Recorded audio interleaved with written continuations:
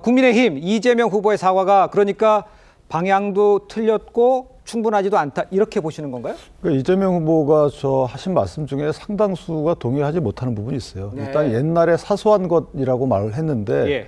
그러니까 옛날에는 그 사소하게 평가를 안 했기 때문에 몇 번씩 사과를 하신 거잖아요. 예.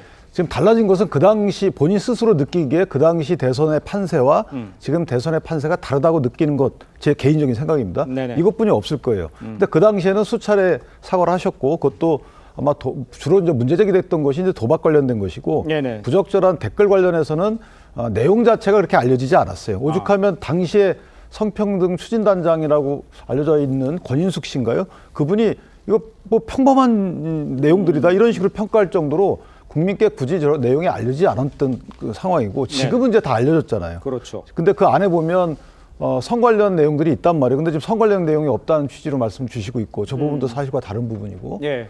그러니까 저는 개인적으로 보면 이재명 후보가 사소한 것인지는 이제 본인의 판단이겠지만 그 본인의 판단을 저렇게 유선상으로 내보내는 것도 저는 부적절하다고 보고. 네. 어쨌든 이준석 후보가 뭐 공중파를 통해서 저런 부적절한 발언에 나가게 한 부분은 분명히 잘못됐죠. 그 부분에 대해서는 그 독립적으로 평가를 받아야 되는 부분이고 아들과 관련된 부분은 또 독립적으로 평가가 돼야 되는 부분이고 그때 새로운 사실이 나온 거예요. 2024년도 11월 달에 예. 분명히 공소장이 공개가 됐고 그다음에 이 다투지 않고 이게 확정이 됐단 말이에요.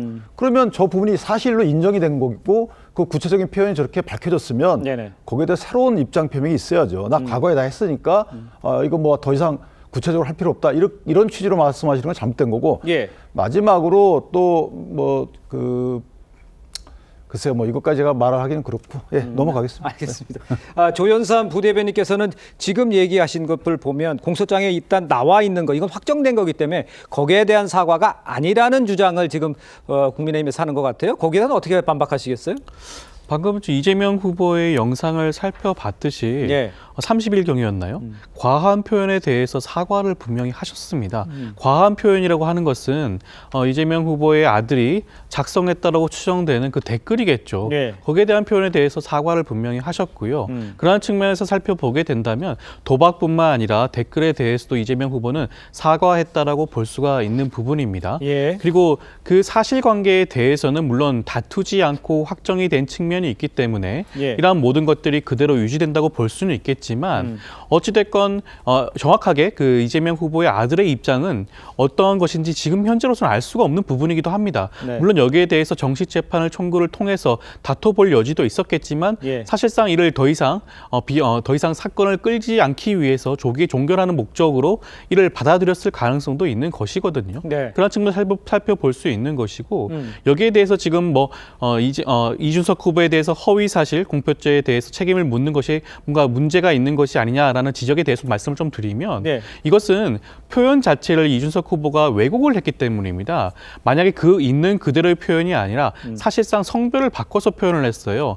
이건 사실 여성 혐오냐 아니냐의 문제를 대선 토론장에서 이재명 후보에게 덮어 씌우기 위한 그런 목적이라고 보여지기 때문에 이것을 허위 사실이라고 주장을 하는 것이고요. 예. 이에 따른 처벌도 받아야 되는 게 아닌가라는 것이 민주당의 입장이란 겁니다. 제가 하나만 만약에 이제 이재명 후보가 그 공소장에 나가기 전에 저렇게 고소고발을 했다고 쳐요. 그런데 공소장 등이 이제 알려지고 나서는 본인이 사과를 했으면 그 고발을 취하해야 돼요. 예. 그래야 진정성이 있는 사과죠. 예컨대 지금 여성 혐오 그 내용이냐 남성 혐오 내용이냐는 그렇게 중요한 게 아니잖아요. 성 혐오 내용이 있는 건 맞잖아요. 그렇다면 그 이제 어떤 차이인지는 뭐 국민이 어떻게 받아들일지 모르겠지만 어쨌든 대선 토론에서 관련돼서 남성이냐 여성이냐에 따라서 그게 크게 취지가 달라진다고 보여지지 않거든요. 그러면 예. 그 정도의 차이점에 대해서는 저는 본질적인 차이가 아니라고 보고 네. 고소고발을 취하하면 저는 진정한 사과라고 여겨지는데 지금 고소고발 취하 없이 그 정치적인 선거공학적인 건 그대로 가고 예. 본인의 입장에서 사과를 통해서 국민적 어떤 용서는 받고 이거는 이제 앞뒤가 안 맞지 않나요? 그래서 사과의 진정성이 없다고 보는 거예요. 그 개혁신당은 그 허위 사실이 아니라는 입장이고 발언 자체가 이준석 발언이 사실이다 이걸 얘기를 하시는 거잖아요. 그러니까 지금 성별을 바꿔서 얘기한 부분이 허위사실이라고 말씀을 하시는데 제가 그 표현을 옮기지는 못하지만 네. 그 표현을 보게 된다면 범죄일람표의 표현을 보게 된다면 남성에 대한 비하적 표현과 여성에 대한 비하적 표현이 섞여 있는 단어입니다. 네네. 그것을 남성에 대한 표현이라고 확정 지으면서 허위사실이라고 얘기하는 것이 과연 민주당에도 훌륭한 법조인들 많으실 텐데 그것을 형사적인 허위사실의 영역으로 볼 수 있는지에 대해서 법적 양심으로 한번 다시 물어보셨으면 좋겠고요. 예. 또 이재명 후보가 그 댓글에 대해서도 사과를 했다라고 말씀을 하셔요. 과한 표현에 대해서 사과를 했으니 그것은 댓글에 대한 사과다라고 말씀을 하시지만 이재명 후보의 문제가 이겁니다. 본인이 과한 표현, 그게 과한 표현입니까? 그건 명백하게 성비하적인, 성폭력적인 발언임에도 불구하고 네네. 또 그것을 과한 표현이라고 표현을 해가지고 대변인들이 나오셔가지고 이렇게 해석본을 내놔야 돼요. 저는 이런 어떤 이재명 후보의 발언 자체가 그 표현에 대한 사과에 대한 진정성을 엿볼 수 없다 이렇게 평가할 수밖에 없고 또 약식 명령이 확정된 부분은 결국에는 그 명문에 의해서 절대적으로 확정 판결과 같은 효력이 있다라고 명시되어 있습니다. 저는 이재명 후보가 집권하게 되면 형사소송법도 또 바꾸실 것 같아요. 아하. 약식 명령에 대해서 정식 재판 청구 기간이 지나도 예. 그 판결은 확정되지 않는다라고 형사소송법을 고치실 것 같거든요. 저는 이러한 태도가 민주당이 사법 체계에 대해서 얼마나 우습게 보는지 심지어 유죄 취지의 파기환송 판결이 있음에도 그것을 부정하고 있고 약식 명령이 정식 재판 청구 기간을 지나게 된다면 확정 판결과 동일한 효력을 가져서 사실상 공소사실이 모두 인정된다는 그 명백한 그러한 사법 체계에 대해서 부정하고 있는 이 태도를 보면서 예. 유권자들이 이재명 후보 그리고 민주 진보 진영의 어떤 위선적인 태도에 대해서 분명하게 목도하셨다 이렇게 평가할 수밖에 없습니다. 알겠습니다. 말씀하세요. 예. 짧게 하나 더 말씀을 드리면 지금 법 개정에 대해서 말씀하셨으니까요. 이재명 대표가 대통령으로 만들기 위해서 그리고 이재명에게는 유죄 판단이 나오지 않게 하기 위해서 지금 민주당에서는 공직선거법의 관련 처벌 규정 자체를 삭제하겠다라고 이야기를 하고 있거든요. 네. 당선 목적 허위사실 공표에 있어서 행위 부분을 아예 삭제하겠다라고 이야기를 하고 있습니다.